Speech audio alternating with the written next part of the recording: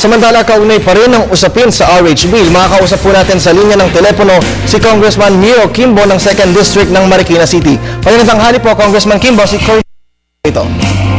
Magandang tanghali, Freddy. Apo, Congressman, nasa anong stage na po ng Kamara ang pag-amyenda po sa mga probisyon ng kontrobersyal na RH Bill? Tayo po yung sa tinatawag na period of amendments. Ito po ay kung saan nag-propose po ng mga individual amendments yung bawat kongresista. At matapos po nito sa lalong madaling panahon, ay pwede po itong pagbotohan na po on second reading. Okay po. Sa aling mga partikular po na probisyon ninyo inaakalang gugugol po ng mas mahabang panahon ang mga mababatas dahil po sa karagdagang diskusyon na ito? Mahirap sabihin at pangunahan, pero sabihin ko na lamang sa iyo na ang ating bill ay may 28 pages. Sa 3 session days na ginugugol natin, halos umaabot ng ating gabi, ay nasa pahina 4 pa lang tayo. We are just in page 4, despite the fact that we've spent already 3 session days on the matter. So inaasahan po ba na hindi po matatapos ang taon ay maipapasa na po ang RH Bill?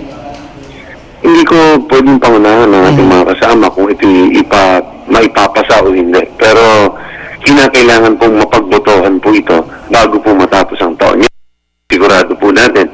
Hindi po natin alam at this point in time kung ito po ay ipapasa o ito ho ba ay i-reject ng Kamara. Pero pagbobotohan na po yan. Apo. Congressman, gaano po ba katotoo na may mga probisyon pong binuo o na may mga inputs po na miyembro ng simbahan? Nagkaroon po ng several informal meetings po yan. Kasama po yung ilang mga leaders po ng ating simbahan ng Catholic Church na kung saan po itong ating substitute bill, in-incorporate po dyan ang marami sa mabuti po nila at magaganda nilang mungkahi. So it has taken into consideration a number of their suggestions. Although hindi po natin maalis na sa tingin po natin talaga sa pangkalahatan ay tumututol po ata ang hierarchy ng ating Catholic Church.